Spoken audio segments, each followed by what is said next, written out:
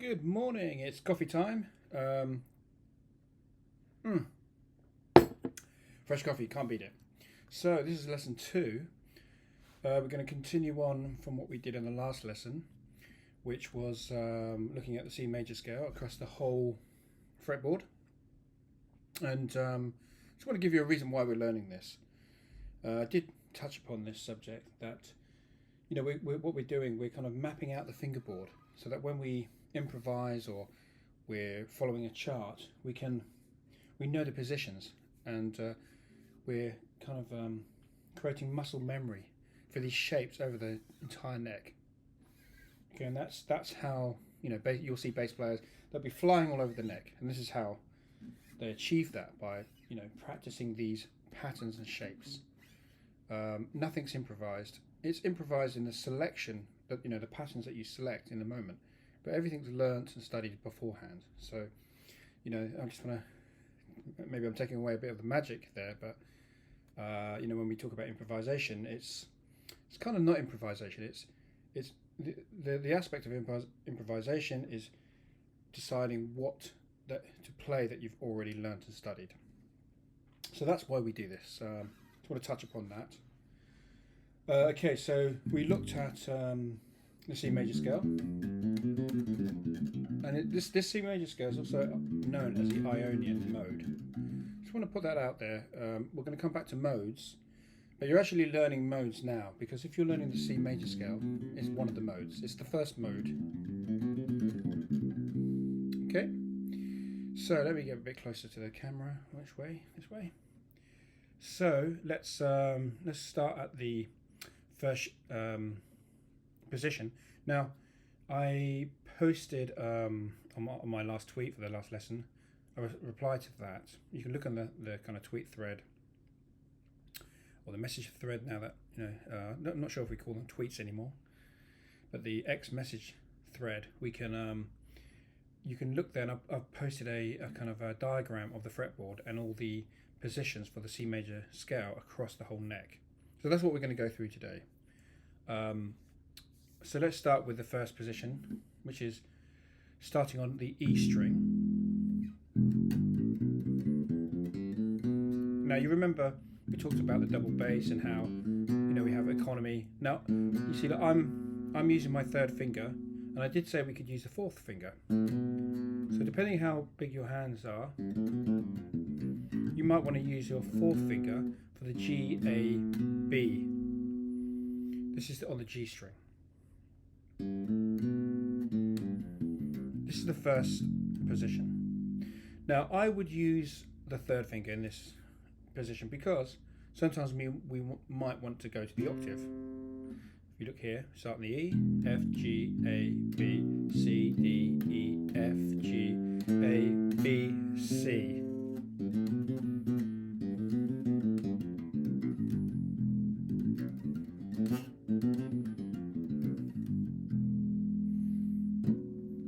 Okay, so that's a cool option for you, but you might want to use the fourth finger there.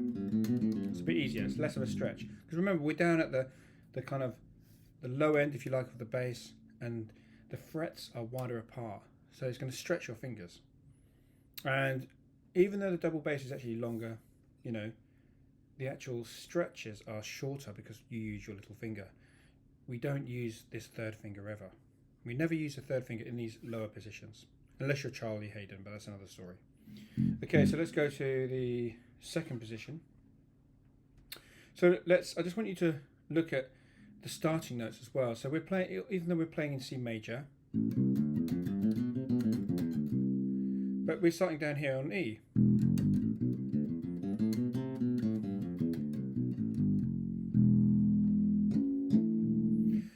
That's interesting. So we're playing still in C major, but we're starting on the E. So that means you don't have to start on the C note every time you play or improvise over C major. And that's really important. And that links back to the modes. So just be aware of that and play around with it, So I could start down here.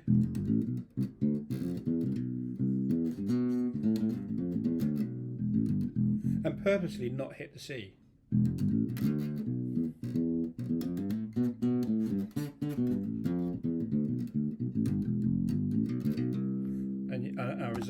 get some resolution there when I hit the C. The same with the F. We can start on the F now. I call this probably still the first position, but maybe you want to call it the second position. Don't get too bogged down on the naming of the position. Just think of the shape. So I'll call this the F position. So we start on the F. I mean, it's so with this one, slightly different. We start on the F, we go to the G, then we go from the A string, open A, third finger on the B, fourth finger on the C. So let's try that again. Open A string, third finger on the B, fourth finger on the C. Now why do we do that? Because that's the shape of the F, starting on F. I'm going to play it up here just to give you an idea.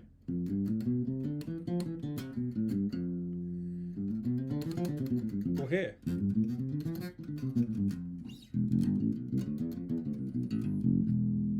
So there's more than one way to play it. So here,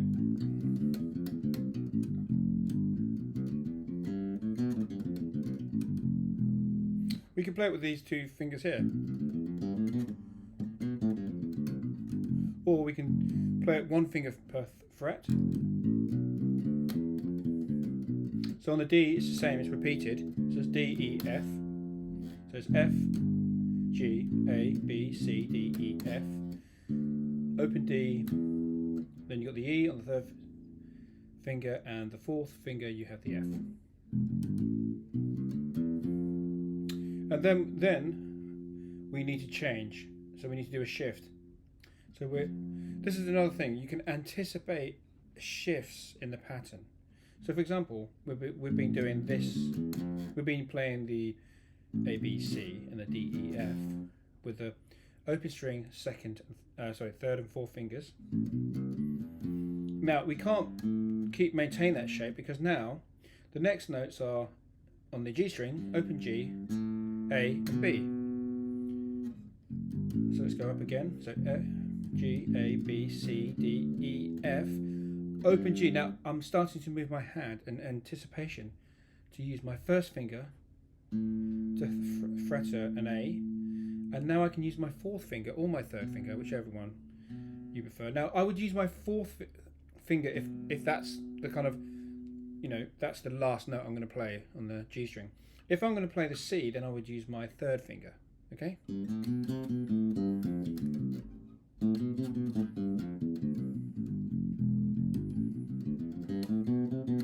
It's a bit more of a stretch, but say if I was just targeting this B, I just want to get up to this B. That's what I'm hearing. So you see there, I use my fourth finger. So it all depends on, there's two things that we're looking at. The targeting, which is B, dictates what fingers you're going to use, or can do. And also economy. So you can move your hand in anticipation of playing the next note. Sorry, I just swallowed a frog there. So another sip of coffee, as it is the morning. Lovely. Okay, so now this is a really hard, for me this is the most challenging part of the bass to play, is around this area here. If you can nail that, this part's the easy part. Trust me. Playing up here, the dusty end, is easy. Playing down here is the hard part, especially when you're improvising and soloing down here. It's really challenging. It's about looking and practicing different ways of economy, motion, and targeting. Remember those three words: economy, motion, the way that we're moving, anticipation, forwards, targeting. So sometimes I go back to these two fingers here. This is from, I used to play double bass, so this is in this position here on the double bass you would use the first and second finger.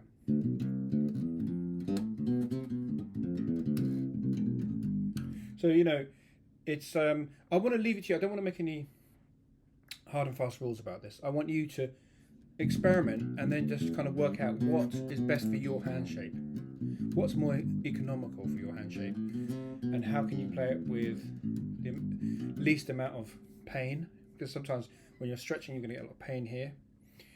So it's all about you know, it's a personal thing. You know, the bass guitar doesn't have a method like the double bass, so it's more of a personal style that you need to experiment and develop yourself based on your own hands. And it's just repetition. You can put a metronome on, but that's not how I've ever practiced. You know, I put maybe a song on or a backing track in C, just improvise. And it's great. Remember the target notes and the starting notes. Don't start on C. If you're playing over C major, start on F.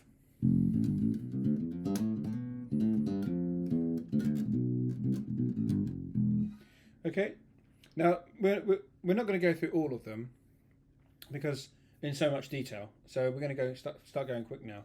So let's go to G. So this is the G position. Start with the middle finger this time, your second finger. G, A, with a little finger on the E string. G string, sorry, A string, B with the first finger. A string, second finger, which is the C. Now this is here where you can cheat, and then the fourth finger on the A string is a D. Now you can cheat because now we're just playing the C major scale again, which we've already been through. So the only new part we're playing is this G, A. So this G and this A are now the new part. When we shift up to the A string, sorry, I'll correct myself. We're actually playing the B as well. So we're playing the G and the A on the E string, and on the A we're playing with the first finger the B. Everything else is the C major. And this is one finger per fret. So it's C, D, E, F, G, A, B, C. So now let's put it together with the G, A and the B.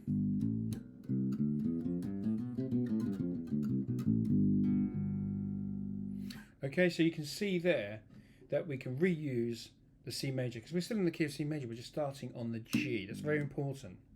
So let's hear that sound.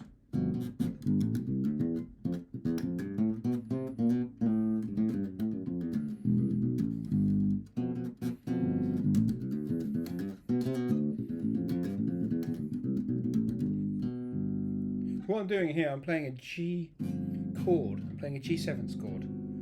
But we're still in the key of C major. You might want to try that for fun. So you can play, if you put your first finger here on the G, go a bit closer to the camera.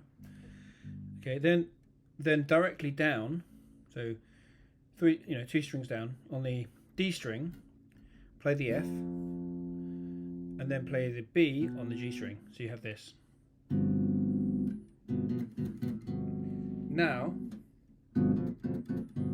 Now start playing the G. Play C major, but start on the E string on the G.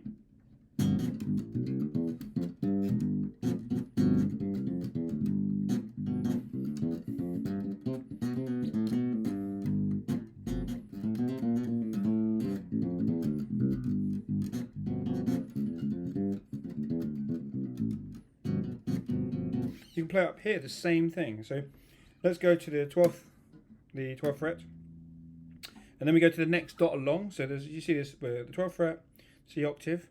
We go up to the C here, which is the next. You'll see there you got a dot here, dot marker here. You might have a Perloid one like me, or if you've got like a jazz bass. And then it's exactly the same. We're just playing it up here.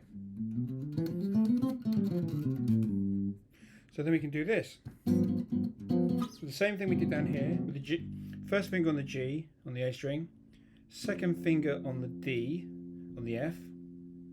Sorry, second finger on the D string, fretting the F note. 1, 2, 3, and then we take the third finger, put it on the B on the G string, which is 1, 2, 3, 4. Now let's move that up to here. So we've got the 12, we've got 2 dots here. Look for the next dot along. Okay.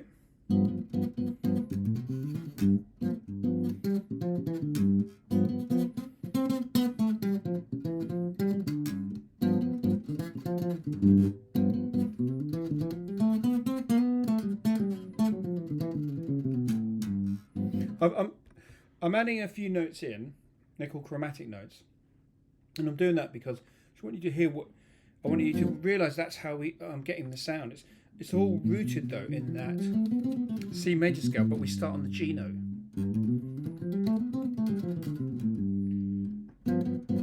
So you see, we come from here, and now we've arrived up to here. Now I'm going to show you one other place you can play the C major starting on the G, and it's here. Okay, so that's you find the 2 dots, and you go down 2 frets. So if you look, you've got your 2 dot markers here. Then you look at your next dot markers here, which is the F sharp, and then we play the G. The G is next to it.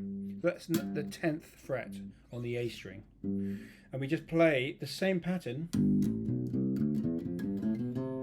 You know, the C major, but look, we've only got 3 strings to play it, so we just play G, A, B, C, D, E, F, G. So we're just playing from G to G. G, A, B, C, D, E, F, G. Okay.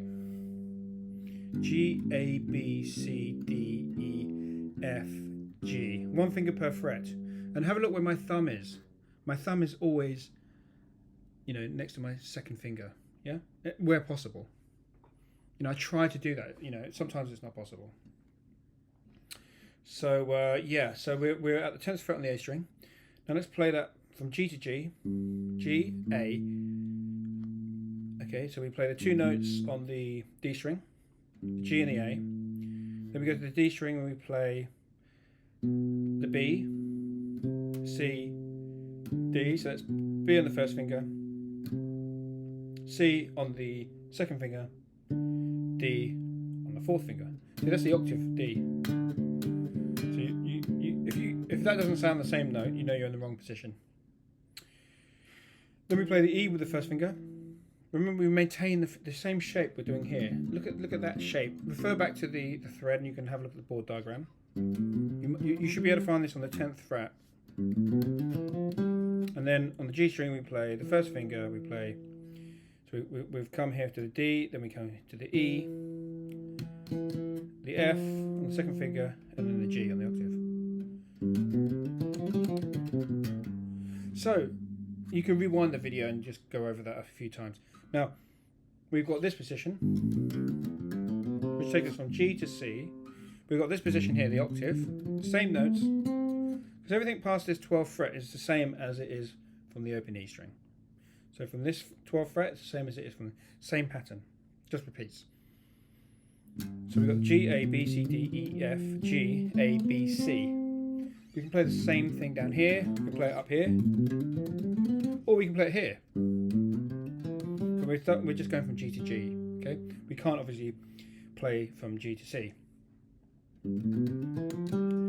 But, so if we wanted to play from G to C, we could do that. We could go G, A, B, C, D, E, F, G. Now we have to shift back to this pattern. Remember, we have this pattern here that goes from G to A, B, C. Remember, A, B, C on the G string. A, B, C. A, B, C. It's the same. So we could go G, A, B, C, D, E, F, G, A, B, C. Okay, so we go C, B, A, G, F, E, D, C, B, A, G. Now, again, rewind that, play it a few times. That's my cat there in the background. Every bass player has a cat. Okay, so, sorry, don't want to distract you there. So, G, A, B, C, D, E, F, G, A, B, C. So, again, what we're doing, we're just getting you out of playing the same old shapes, you know. Now we're playing a bit more. We're open, so we're up to here.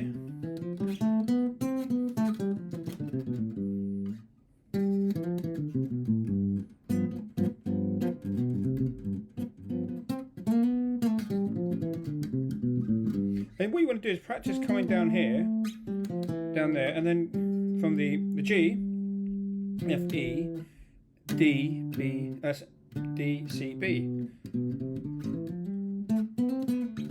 So we could go up this one, and and then down on the D string, and then let's go up. Sorry, you mustn't play this note here, this F sharp. You must play G, A, and then let's go up the A string. B, C, D, E, F, G, A, B, C. So just play around with these shapes.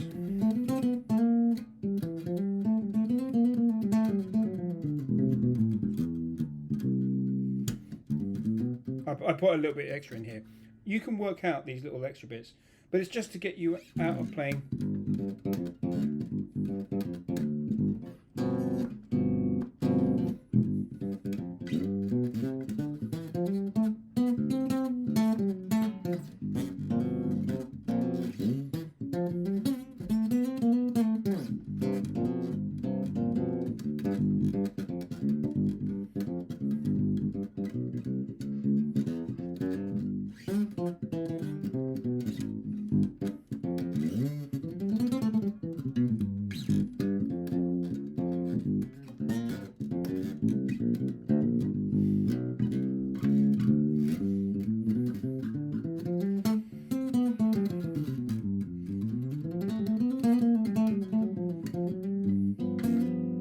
So you see there, instead of just playing the same,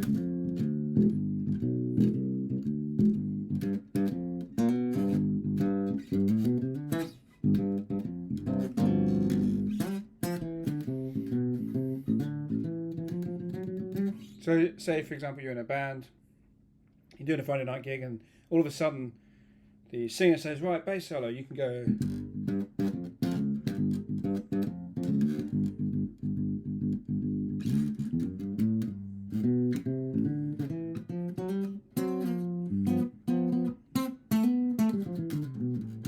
You know, something simple like that, but the crowd, they go wild. And it's getting you out of those tried and tested, boring old pentatonic patterns, you know. And it's also, not only that, it's mapping the fingerboard, giving you a map of where to go on the fingerboard. So that when you learn other stuff, licks, riffs, you can see harmonically how it superimposes on these maps that, you know, these patterns, these scales that you already know and that are under your finger. You have muscle memory, you know, and that's what we're trying to do. So it's all about practice. Go through this a couple of times, experiment, really nail those shapes so you don't have to think about it. You just know, your fingers just do the thinking for you. You know, it's repetition. You know, have fun with some chords there. You can do kind of a bluesy thing.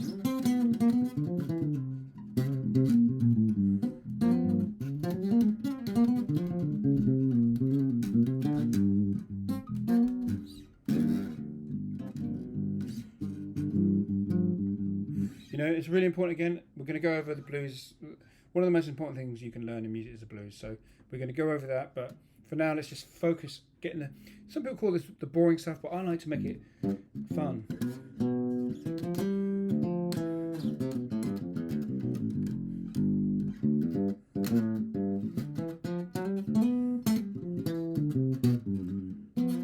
You know, so get that under your fingers.